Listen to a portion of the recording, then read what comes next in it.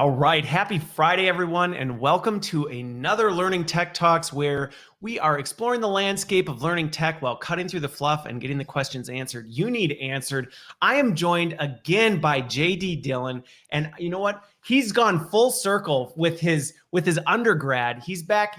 You've made it when JD turns on three lights to do an interview with you. I'm excited to talk with JD. We're going to be talking about frontline workers. We're also going to be talking about the nuance of this whole hybrid workforce and what it means for L&D.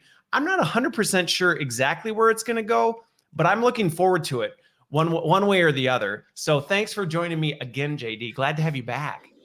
Thanks for having me again. As I said in our pre-show, most people get 2 lights. Put on the backlight for you, Christopher. So you know what? Full 3-point lighting today. I know. I am honored. It is an honor and a privilege to be able to see JD in full studio setup. This is a once in a lifetime opportunity. So while if you've how do I not come across? There's no way people don't think I'm the most egomaniacal person in this industry. Right? With intros like that, it's just like, oh, here he goes again. But anyway, you know what though? Here's the thing. Anybody who would say that, I would say you need to get to know JD then, because you don't know him very well if you actually ever thought that. Now, what's funny is I was looking back in prep for this.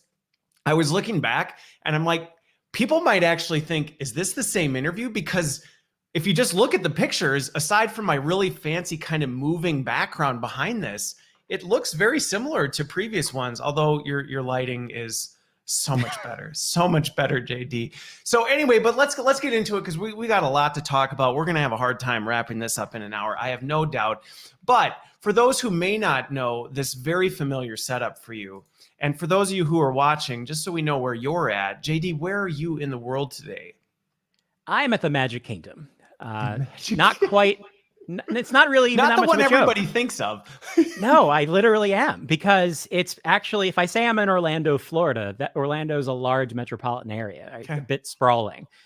The most accurate way to pinpoint me on a map is just go to the Magic Kingdom at Disney World, because I am literally right behind it, to the point where every night, somewhere between 9 and 10 o'clock, explosions, because fireworks show. So I can see fireworks out of my second floor window. You can see the fireworks at Disney every night? I can see the fireworks every night, and there's something called the electrical water pageant. If you've ever been to Disney World, this kind of old school water-based parade with lighted floats that goes across the Seven Seas Lagoon in front of the Magic Kingdom. I can hear the music. So that's how close I am to the Magic Kingdom. So it's more appropriate to say I'm at Disney World. Oh my word. Well, I learn more about you every single time we talk, JD. And I have to say, maybe I'll have to pack up our 12-passenger van and make a trip down there. And then when we go to Disney, I'll swing by and just say, hey, I gotta see the Dillion studio. It gets much less exciting if I spin the camera just a small amount. Just right? Ever so slightly. Small amount. But I do. This is an open offer. If anyone's ever going to Disney World and it's like, how does this work? I know some things. I worked there for 10 years and I've lived here for ever at this point. So, forever. I'm a regular. All right. So live from Disney Studios, JD Dillion, and I am where I always am with Fred here in Wisconsin. So let's switch over to the icebreaker question. JD, you've had a little bit of time to think about this. So what is something you've learned about yourself in the last 3 months? I've learned, and I spent a lot of time actually digging into this in detail. I've learned that I am significantly taller than every member of the boy band 98 Degrees.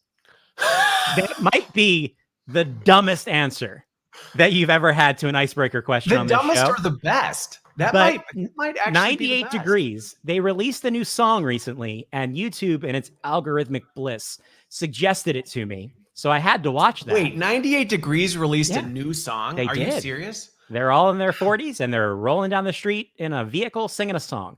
And it just made me think a little bit more about 98 Degrees. Only in America. And I for some reason, started to wonder, how tall are they? Like in my mind, because they're kind of bigger guys. So in my mind, they're bigger than me.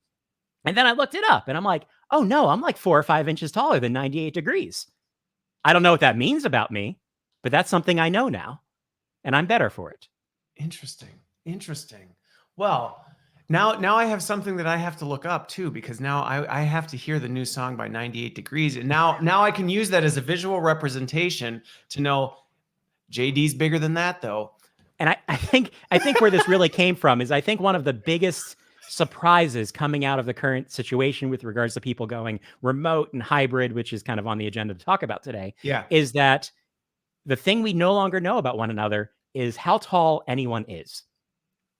So I keep hearing, as people start to meet one another in person for the first time, people saying things like, they're much taller than I expected them to be, because we're all as tall as this box, right? It is the great equalizer in the many case of regards. remote work. It's the great equalizer. We're all basically the same size. So height's been on my mind, and somehow it got attached to 98 Degrees. And if I was a little bit more ridiculous, for a split second, I thought to myself, would it be funny if I got a 98 Degrees tattoo? Because they all have the 98 degree symbol on their arm. I didn't go much further. Didn't go that far. For a minute, I was committed to the bit. Okay. So there wasn't like a 2 a.m., late night JD woke up Saturday morning and went, oh, well, I guess I followed through with that one. It might be good that I'm not a dev learn, because you never know. I forgot that was going on this week until I saw LinkedIn newsfeed, and then I was like, oh yeah, that's a thing. So yeah. All right. Well, then it is good, because you probably would have, if you were a dev learn, this conversation might have been next week, and you might have had a 98 Degrees tattoo.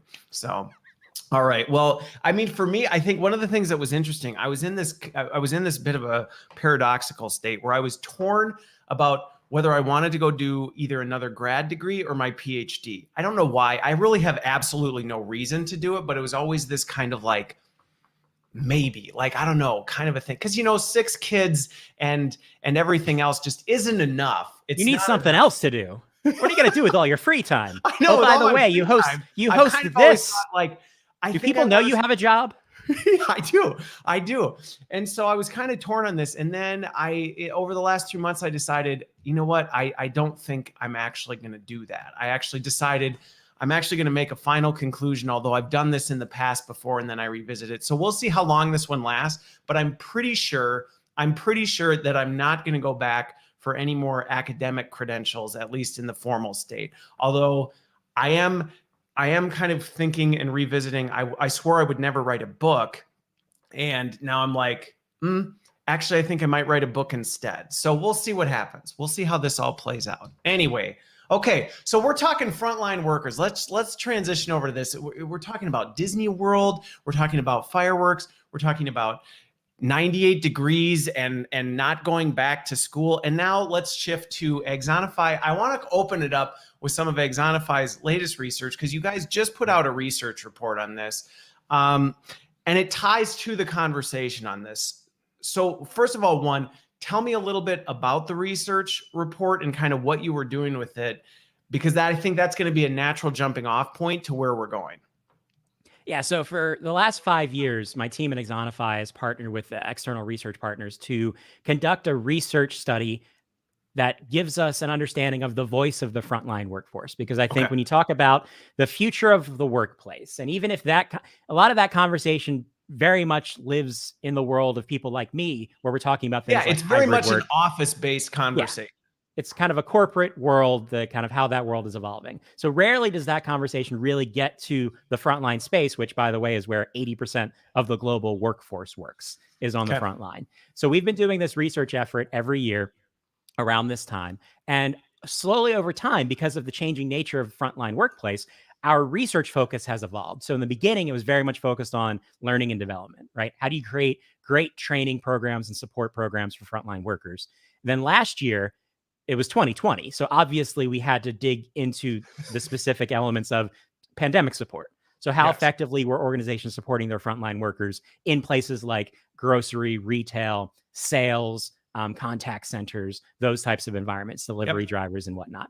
So this year we went even further in terms of expanding our focus, and we talked about the broader frontline work experience. And our kind of simplified thesis statement was, how you doing? Right, we wanted to understand how frontline workers have been faring and feeling in their jobs over the past year, and what types of decisions were they making as a result of how well they felt taken care of, how well supported they were, and what was missing, and what was working when it comes to supporting frontline workers. And when we pulled all of that data, I have many spreadsheets, and we kind of dug it.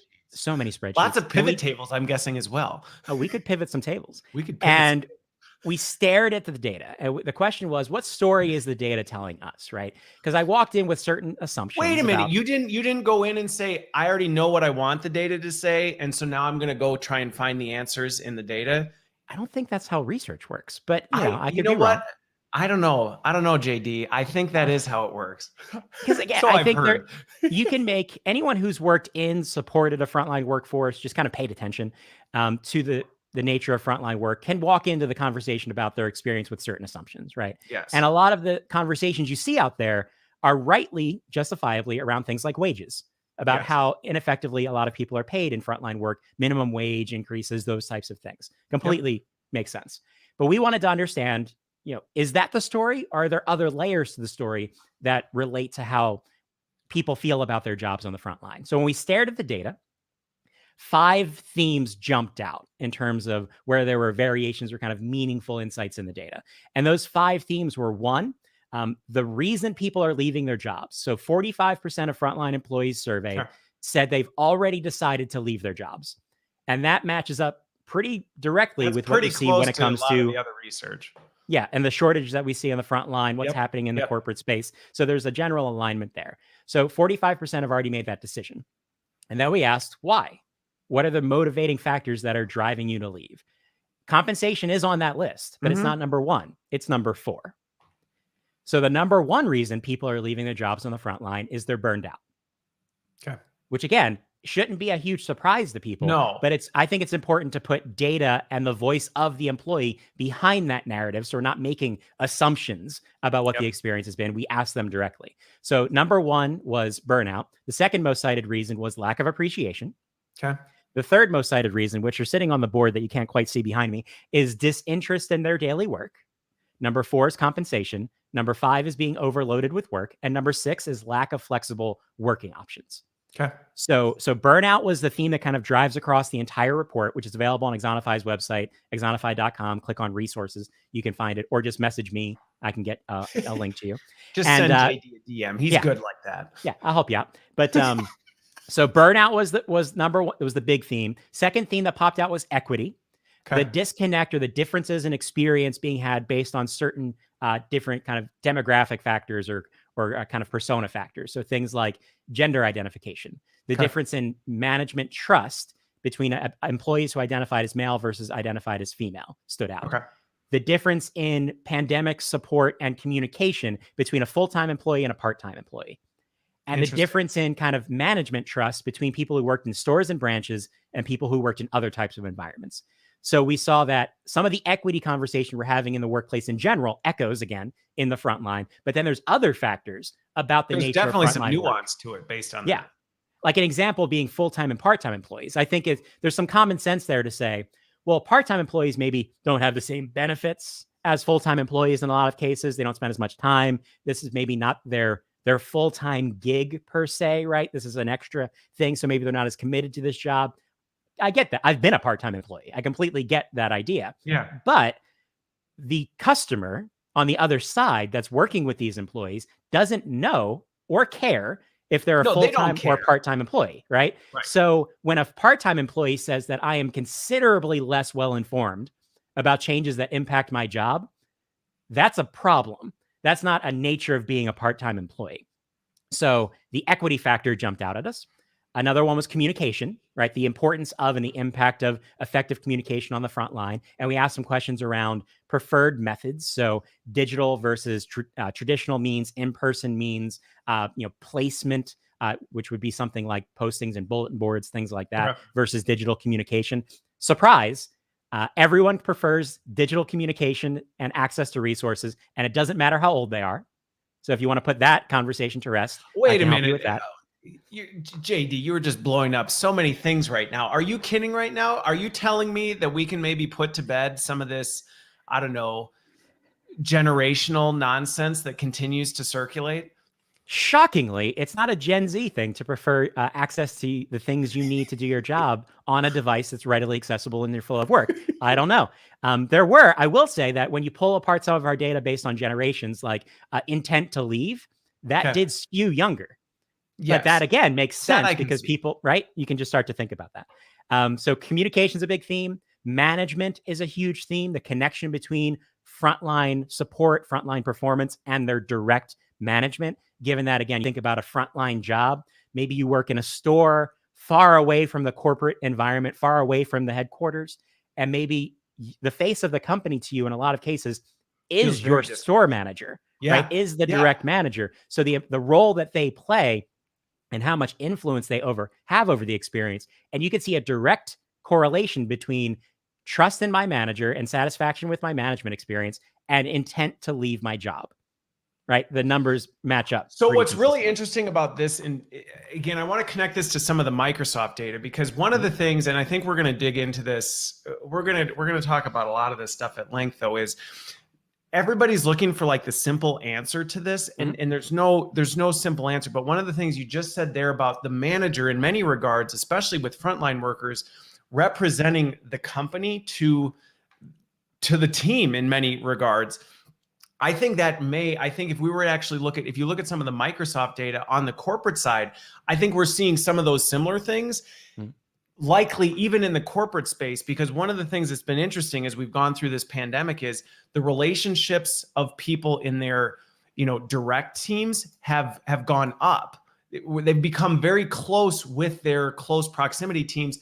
The relationships that are a little more disconnected has started to wane. Now, granted, I think there's some ways we can counter that, but this actually has big implications on frontline and office workers. This whole idea of the people in their proximity are representing the company to your workforce. And if that's a bad experience, it's not just, I had a bad boss. This could be, this company is a terrible place to work for, which if you look at Glassdoor, 5 minutes on there and you just see the repercussions of this.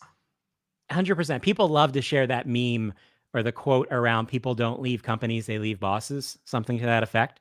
And I think that takes on another meaning when you look at the influence that a frontline manager has over a frontline worker, because they influence everything, right? Who's responsible for what processes are used, what tools are used, who gets access to certain resources and training, what people are scheduled. Do you get that day off? Can you switch that shift, right? It's so much. And having been a frontline manager at Disney, as one of my examples in my background, I know exactly what that feels like from both sides of the equation. So when it comes to kind of connecting the dots between the report and the conversation around what learning and development can do to improve the experience of the front line, one of the things we dive into is, well, how do we more effectively enable managers to not just be able to execute on the job? Because there's a reality out there, which is, I don't know the number, but a huge chunk of managers are promoted because they were good at the job.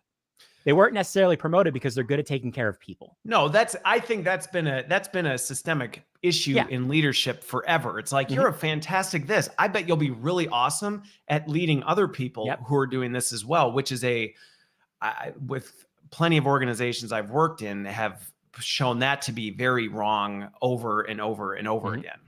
So we have to keep that in mind in terms of not just how we enable managers, what management training looks like when we start to upskill managers into those ideas, preferably before they take on responsibility and step into role, but also how management roles are designed. Because if managers, I often say, managers aren't there because they've got manager things to do. So they're not necessarily involved in the training initiatives and things like that, because they're off being managers. But are we building their jobs in such a way where they can focus on their frontline teams, physically be there when the moments of truth happen, right? When there's a customer who's not quite agreeable and that employee needs help, can the manager be there because we've maybe looked at their job and introduced automation that knocks out some of the administrative tasks, or maybe introduced layers into the team where we've got supervisory people who are working to upskill themselves to become the next manager, who can take on certain parts of the workload so the manager can focus on the people side of their job and not just on the hit the KPI side of their job. Well, and so on this topic, because Tracy brought up a good point, and it is so true that so often this middle management tier is often forgotten in the space, and we just kind of go, they'll figure it out. Like that's what'll happen. They'll figure it out. And if anything, we've seen over the last 18 months that, first of all, one, they won't. If we just leave them, some will, but that is a terrible approach to chain a cinder block to everyone's feet and be like, we're going to push you in the pool, and then whoever floats and figures it out, that's great. And you know what? While 89% of you are probably going to sink to the bottom of the pool, that's just the cost of doing business. And I think this is a huge opportunity, and it has massive business impact. We talk about business impact all the time in learning and development. I mean, this is an opportunity to make a very quantifiable impact on that.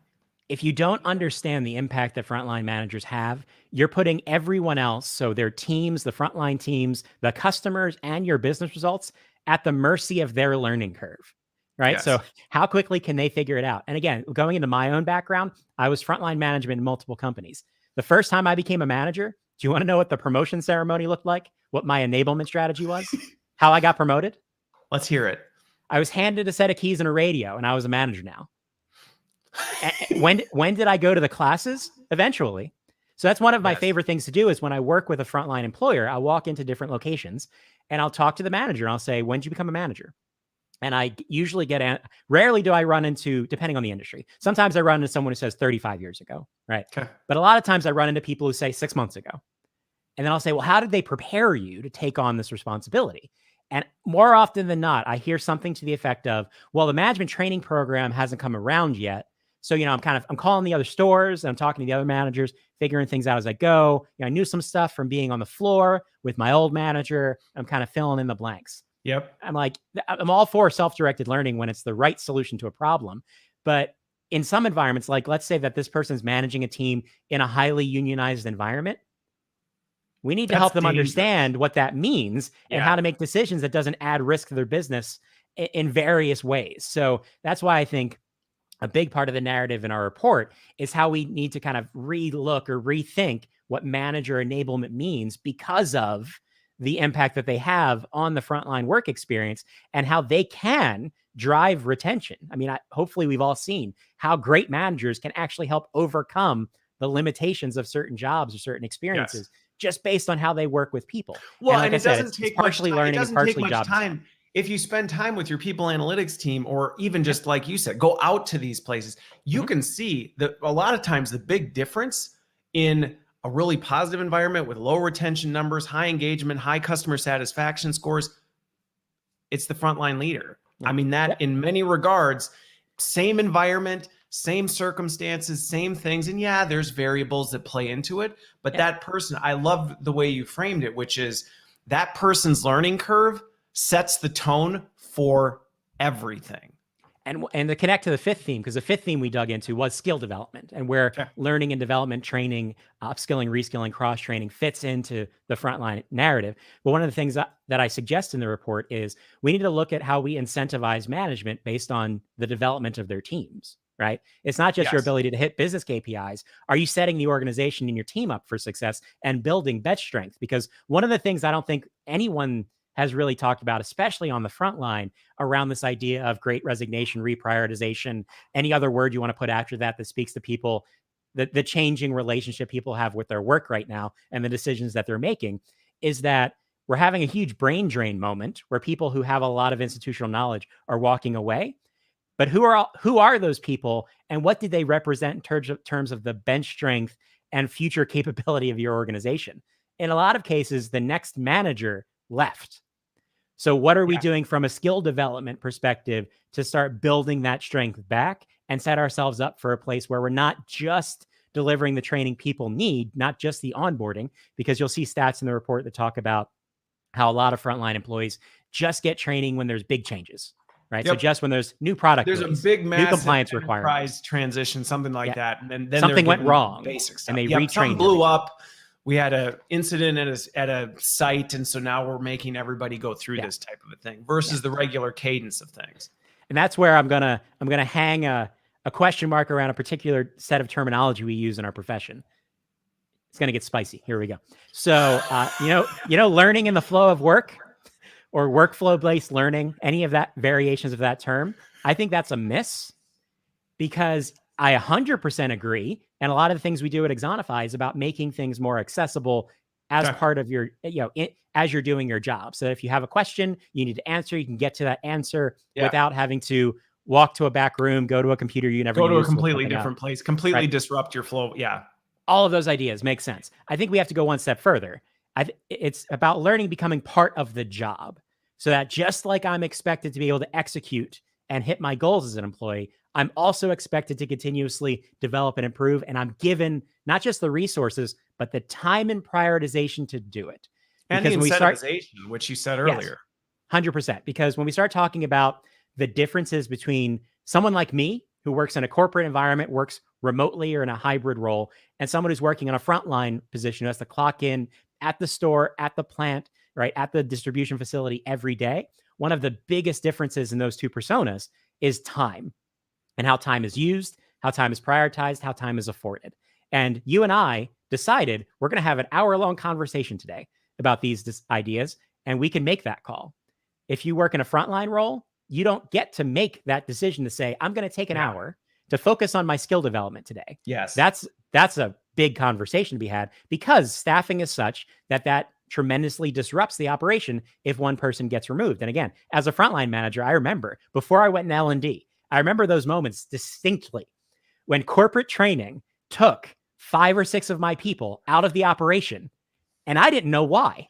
They were just scheduled to go to training today. No, this is a really important point to hit on with this, because this is one of the things that I think I was excited to have this conversation about. Is this is one of the risks, and you just hit one of them. Now, I think there's some things that we've talked about that do transfer across the corporate frontline things, which I'm going to come back to on the manager side. But that one right there is one that I don't think we pay enough attention to in learning and development from a nuance standpoint, is this idea that, in the corporate office, if we need to pull together people for 90 minutes here and there, it's not a big deal. They can just kind of move their meetings around, shuffle their schedule, and kind of clear some space to do that. Asking that on the front lines is an absolute nightmare. It can potentially be destructive big time on the customer experience, because now it's like, only half the staff are on the floor right now, and we got customers coming in where is everybody? They're off in a training session right now, type of a thing. But this also contributes to some of the tension and animosity between this idea of, corporate's over here doing this stuff. They don't really understand what we're doing. And we may have the best intentions. We may be like, this is a critical skill that we need to build in the workforce on the front lines, but we're not necessarily considering the fact that, okay, but are you thinking about it from an experience standpoint and what you're actually doing? And then you make it worse when it's like, so why are they doing this? Somebody said that this is a really important thing that we need to do. And that's why it's a critical piece of the conversation when you're designing a training and enablement program for a frontline workforce.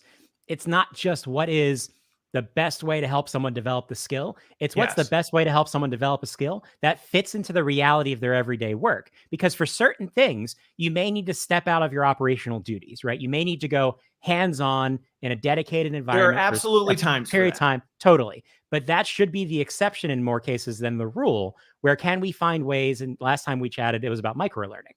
How do we find ways to leverage the naturally available times in the day? So I might have talked about previously working with lift truck operators and figuring out that during their battery charging times, they had 10 minutes.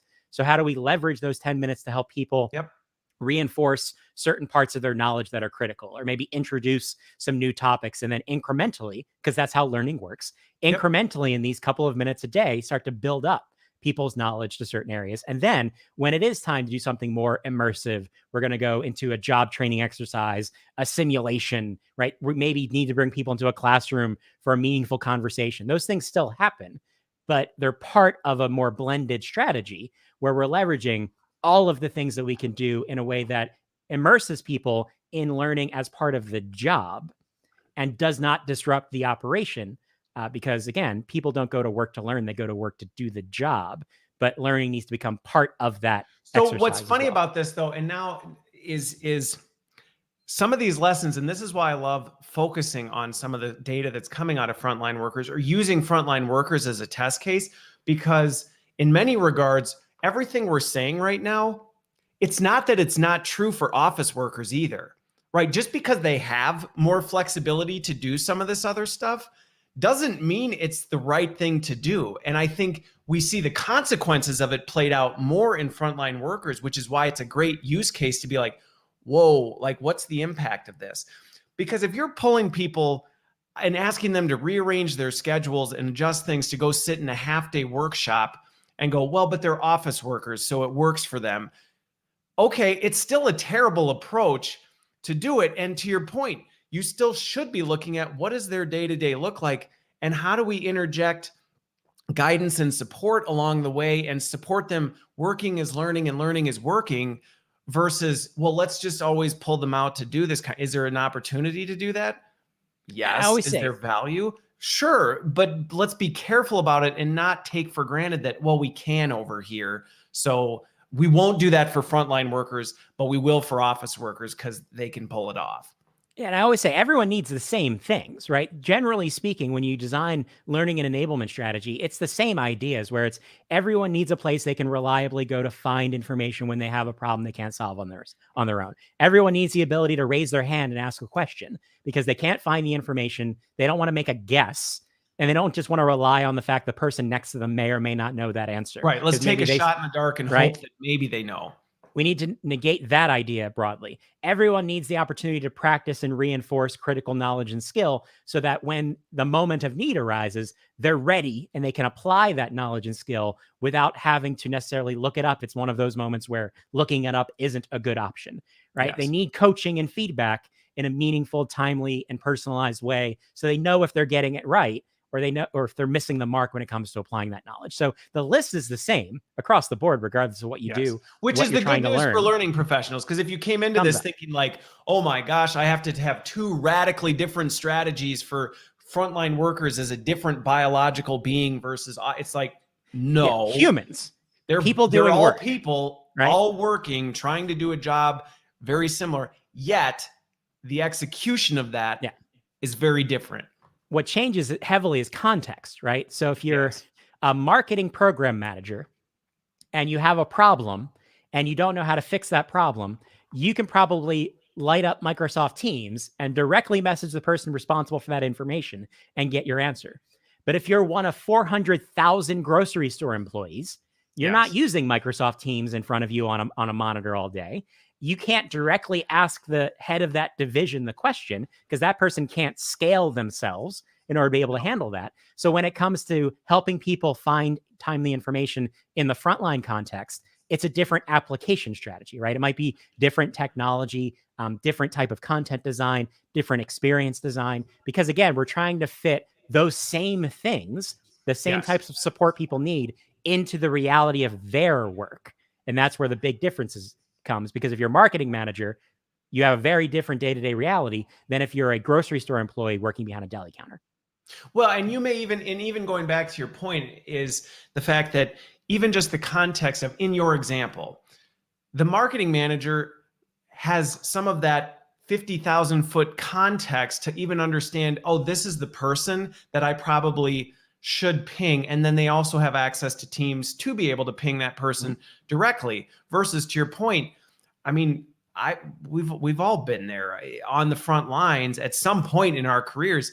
And if you reflect back on those times, you don't even have the operational context to understand the way things work, to even know, oh, I guess I could reach out to our chief operating officer and ask, why is why are we going there? That's not even a thought that pops into your head. And I think we take that for granted way too often. And the frontline strategy also has to equally apply to someone who started yesterday. And this is not their career path per se at the moment. Maybe they're just working here because it's a job and they need to support themselves and their family. And then there's someone else in the store who's been here for 35 years and they are that go-to person, right? That person who's got the relationships in the store. They also need support too, because they may know a lot, but they don't know everything. And they need to keep pace with change as, you know, their 35 years of experience is shifting around them. So you have to build an experience that fits into the work realities of all of these different types of people who do this type of work and maybe aren't hired into specialist roles in a lot of cases, where you hired the marketing manager as an example because they are a specialist in their job. You're not necessarily upskilling them on the nuances of their job because they're a specialist. They're the expert in that. Right? They're probably taking care of that on their own. They keep pace with their profession. They attend these conversations with marketers, which are probably much less entertaining. Definitely much less entertaining. They're able to control a lot of that development. And they have the autonomy in many regards to even know what their path and what development looks like for them. Even if it's not perfect, there's a little more context to it. Exactly. And the other thing is, and another big consideration for a lot of frontline workers is that marketing manager can make the decision to say, you know what, I'm falling behind a little bit when it comes to SEO and the evolving changes when it comes to browser technology. So I'm going to spend the weekend diving into some of these articles that I saw and really try to understand, listen to the podcast when I'm out running all these factors. Flip over to the frontline employee. They may not be allowed to do anything off the clock. Yes. So you have to fit your strategy. If you haven't run into that barrier before, that is a hard barrier to run into. Exactly. So when it comes to even conversations around BYOD, which I see more and more openings to that conversation, people are more and more accepting of that opportunity today, even in frontline use cases. But that is still a big conversation point to say, we need to make sure legally that people can only access certain things on the clock at work as compared to when they're at home. But maybe when it comes to, we want people to access timely communication, right? To get the update, their manager to be able to send them a message because something changed in the store. Maybe they're off for a week. We want to be able to keep them apprised of what's going on. So when they come back in, they're ready. But we don't want them to be able to access certain other things because that's more considered work. And they have to be on the clock to do those types of things because people need to get paid for their work. And you need to be, that's a really important, here we go. Important factor that you need to, I will never, you bringing that up actually brings back a very funny but terrifying memory of one organization I was with where this was back when I was not in a position of influence to be able to change this. But one of the strategies was and this will date it a little bit. We're going to send all of the frontline workers these DVDs or these audio CDs, this bundle of audio CDs on leadership development. And we're going to send them out to everyone. And then that way they can listen to them. And I remember the conversation in our end coming up going, can we ask them to do that outside of work? And this leader going, well, we aren't going to directly ask them to do it, but we're going to kind of passively expect that they're going to. And I remember legal got involved with that one real quick and was like, oh, no, you will not. Absolutely. You are not going to just kind of nudge, hint. You know, it's not really part of your job to listen to this on weekends and nights off the clock, but it is. Exactly. And let me make the low-hanging fruit joke that someone out there is making. For all of you out there who need an explanation, a CD is a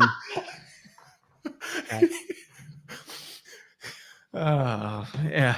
So but let's kind of shift gears on this one a little bit, because were there any things that popped up that caught you completely off guard? Because one of the things that I thought was really fascinating, it shouldn't be fascinating, but it is, because a lot of times these research reports you see, when you look at who they're interviewing, it's not actually the people that the report's even about. It's the HR leaders, it's this and that. And you actually sat and talked to frontline workers.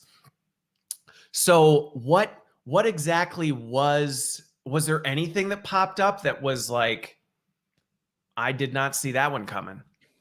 I wouldn't say anything, any of the kind of high level observations. Okay. So the high level observation, because everything you said was like, I mean, makes sense. Yeah. So I would hope people aren't shocked when I say frontline workers are burnt out, especially right now. I think the important thing to keep in mind is that we're not necessarily looking at brand new revelations either, because the problem with burnout didn't start in the past year and a half. It accelerated in the past year and a half. But people like Jennifer Moss, an author that I talk to a lot through Axonify, I'm literally book plug. This is Jennifer Moss's new book, timely released about the burnout epidemic. But she's been talking about that topic for a long time, and now she talks a lot more about it because people are acknowledging and seeing the impact of it. So I think we knew a lot of things. I think I was curious to find out and get validation around where compensation falls in the story, because it is often the headline. It is often around the headline. Wages. That was actually surprising that it was down the list more, given the fact it is top of mind, at least if you were to read headlines. Yeah, 100% important, right? There's no question that is a huge not to consideration. dismiss it. No, but I think we've often hear things about, people, do people stay for the money? Do they not stay for the money? So I think getting data and validation behind that is important, that it falls at a broad level behind something like appreciation, right? That, again, saying that it's important to appreciate people for their work, not a sudden revelation, but really digging into what does that mean on the front line. Well, and realizing how important that is, I think is. I think we take that for granted. I think the things that really jumped out at me looking at the data was the level of disparity in certain cases. So I'm staring at the report for examples right now. And like I said, I mentioned it earlier, but here's the number. We asked people based on job status, how well informed do you feel about changes that affect them? And the percentage is going to reflect how satisfied they are with their level of being informed about changes affecting them on the job. Full-time employees, 71.3% were satisfied with how well updated they are, right? Okay. Still a big gap. 30% of people do not feel satisfied with that.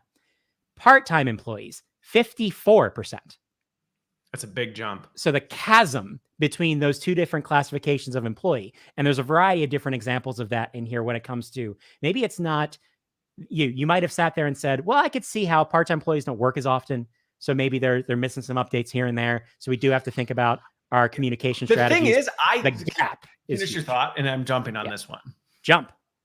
So with that though, and I think that's a really important stat to call out, because while we might say it's easy, and again, this goes back to the beginning of the conversation where I think too often we oversimplify things.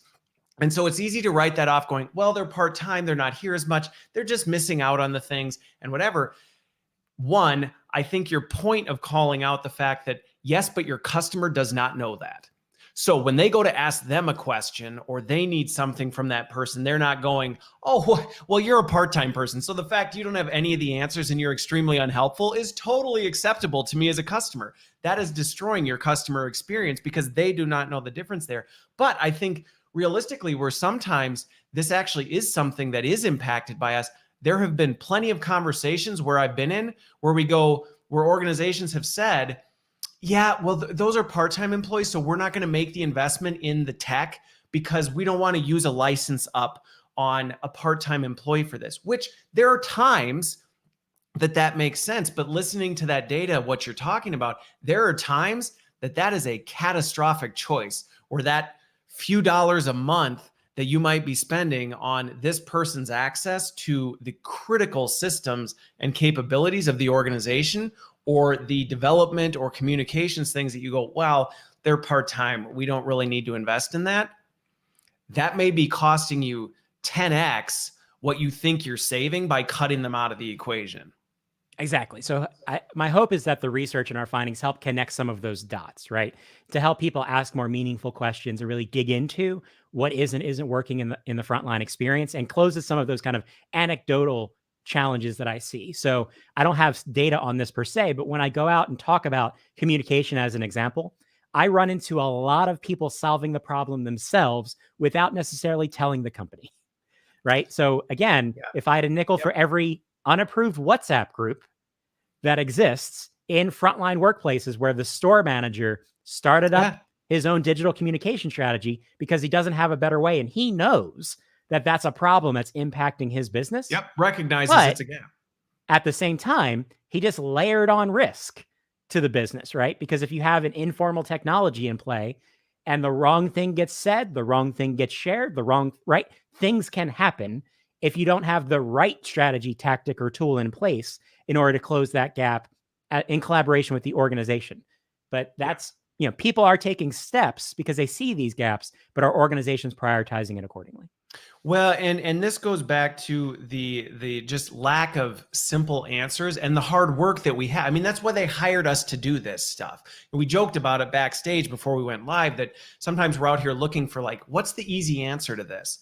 Like if there was an easy answer, we wouldn't hire you. You wouldn't be in the job because there'd be an answer and we could just eliminate your position.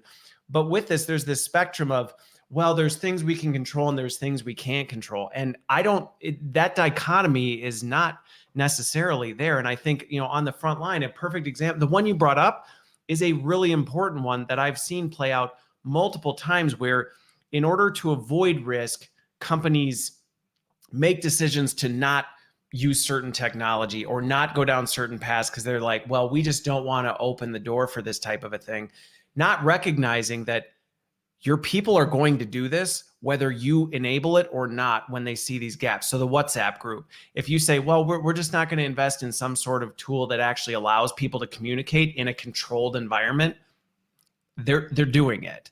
They're doing it anyway. And so how can you actually say, well, knowing that's the risk, what can we do to actually mitigate that risk by actually jumping into it? Because I just think of an example where this debate happened when the cloud first came out. I remember that was a big thing. Everybody was terrified of the cloud and the security and failed to look at the vulnerabilities of on-prem and not realizing that the cloud was actually more secure. And I think sometimes you run into the same thing with frontline workers. And I believe in a lot of cases, it comes down to the fact that people may know the gaps exist, right? They may want to help. They may know that, an example in L&D. I've yet to really run into an L&D team that supports a frontline workforce that says it's a good idea to bury a frontline employee in a back room for 3 days of nonstop e-learning and then release them onto the job by themselves. I'm pretty sure we all know that doesn't work, but we're trying to work within constraints where the operation says you only have 8 hours to onboard this person because I hired them because I need them. Yes. So we're working within constraints and we may not know what all of our options are. So if we're working with the technology, the tools, the strategies, approaches we've historically worked with and applied in other contexts, and then trying to shift them towards the front line, and we start to see a disconnect and it doesn't fit, right? I use the word fit a lot professionally. So the question becomes, do people know their options? Do people know, just to talk about Axonify, that in a tool like Axonify, we've designed an experience for that situation. Specific for that environment. Because we know that the list of what someone in a retail environment needs to know to onboard is a long list. But we also know no human being can consume that long list in one sitting. So the idea is not to get rid of the list, but to distribute the list in a prioritized way to say, okay, before you hit the floor, before you use the meat slicer, before you get in that delivery vehicle, we are going to hit certain things.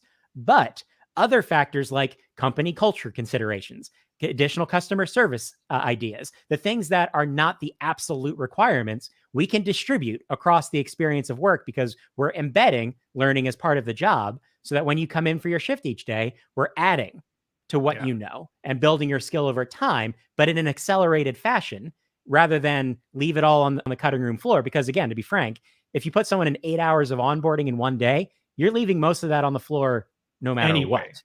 Right.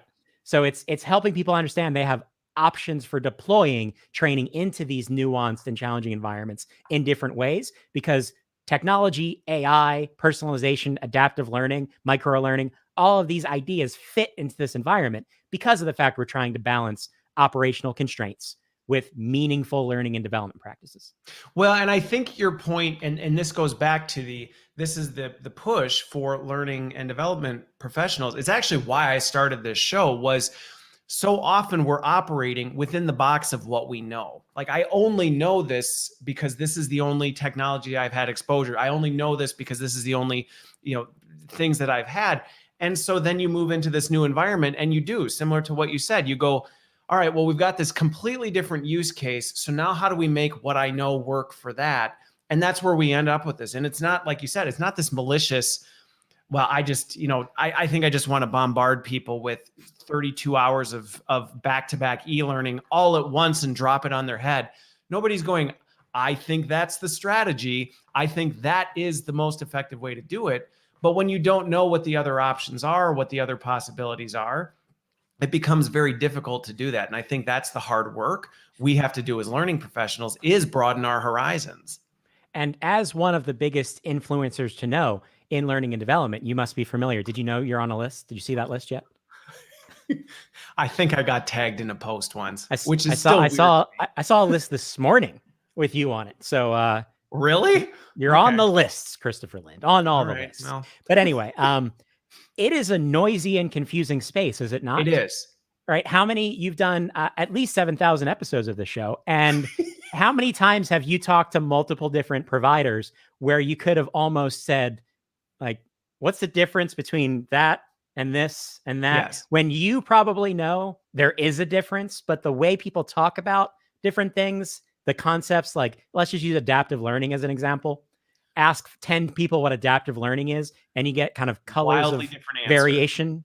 Yeah. Right. So the idea here is, and the reason that my team explicitly talks about the frontline is because of that difference in the persona of the worker, right? And trying to get away from, like, yes, we're going to apply principles of microlearning. We're using data to drive a personalized adaptive experience, but it begins with the nature of frontline work, the problems that that audience is trying to solve, and the connection between frontline performance and business results, and then applying the right approach, the right technology to fit into that environment. And that's how we try to kind of mitigate the noise out there around, well, do I need one of those or one of these? Which LMS? And these types of ideas. Let's focus on the person as opposed to the kind of jargon.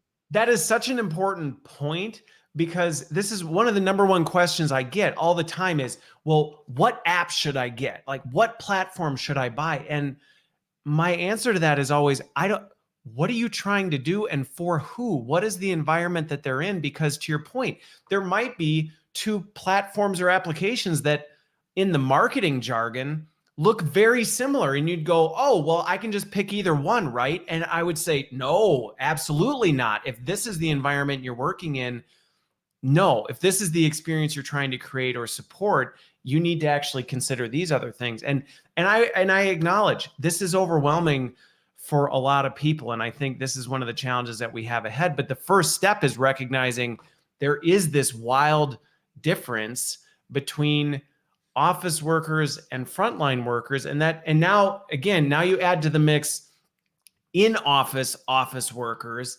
remote office workers, hybrid office workers, frontline workers, and frontline has had hybrid workers for a while, and remote workers. I know a fair amount. You look at like frontline sales folks. I've worked with organizations where you go, well, they're frontline customer facing. Oh, and they're remote. They never have any the complexity of this can feel overwhelming. But to the point you made earlier, the good news is we're still dealing with people. And there are some universal principles that we can pursue and not get so lost in the, oh my gosh, I'm just throwing in the towel because this is just too much. But there's some hard work ahead. We can't let it get harder. I think that's the key. That's the key takeaway, is that this is an opportunity for everyone, regardless of function, to really take a hard look at how your organization and the nature of the work that people do within it is transforming, and how their relationship to their work is changing. And how do we, I think a lot of times people focus on the resignation side of the great resignation, or the shortage side of the labor shortage. And there's a certain reality there that I think gets missed. Those people are going somewhere. Right. They're not just like, some are, but most are not like, I'm just retiring. Yeah. The 10 million people didn't just go to an island somewhere and say, I'm done, right? They're finding other opportunities. They're leaving to go to another thing. So how do we create an experience that draws people in our direction and also helps us retain and grow and develop the people who are still here? And what was interesting is when we started doing the research around this year's report, and we looked out there at other stories, journalism, research efforts, whatnot, just the news of what frontline employers were doing over the course of the past couple of months, especially, we saw a consistency where there was a series of levers being pulled, and everyone seemed to be pulling it at the exact same time and in the same sequence.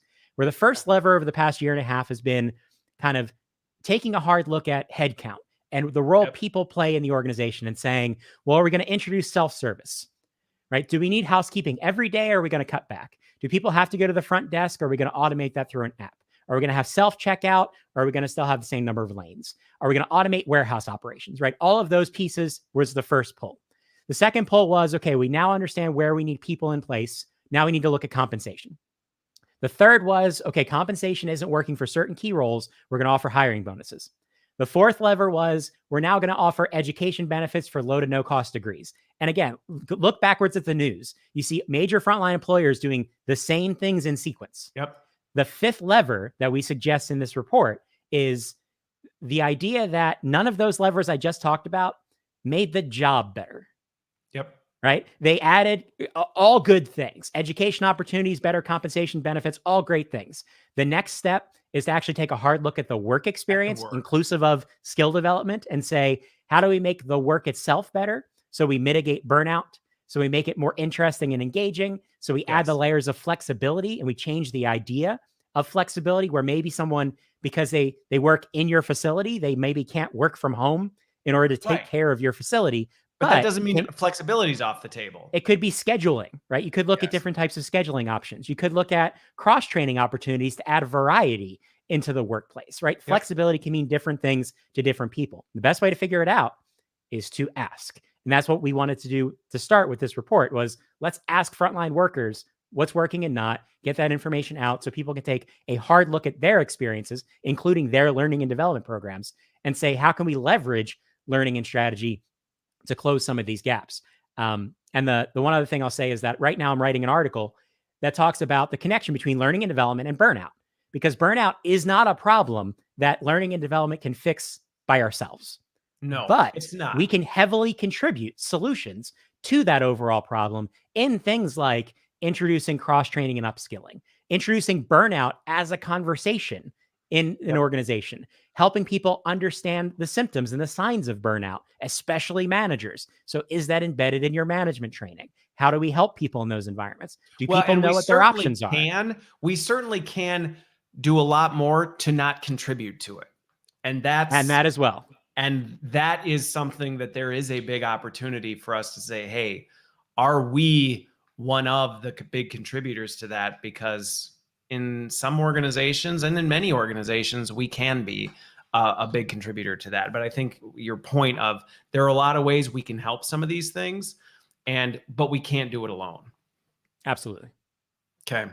Well, as always, JD, this has been a fantastic conversation. I think, again, hopefully for folks, it's both been inspirational and challenging. I mean, because I think that's the reality of the future that sits in front of us. It's inspiring. And I think one of the things that's exciting about technology is the fact that some of these things, and I think this is one of the messages I try to tell to people all the time, there are a lot of things that 10, 15 years ago, we were casting the widest net because it's all we could do. It was the limitation of what was in front of us. And now many of those limitations are gone, but we're still operating off of this, I know, but that's all we can do. And it's like, not really. Actually, we can do better. So I think that hopefully inspires people to think about, well, there are a lot more possibilities. And some of these universal principles, they're not changing. You don't need to go out and find a radically different thing, but digging into the information, thinking about what does this actually look like? I love your point about actually changing the work, because all the incentives, all the manager improvements we do, all this other stuff, if we don't look at the work itself, it only does so much. You can't pay someone to stop being exhausted. No. Right.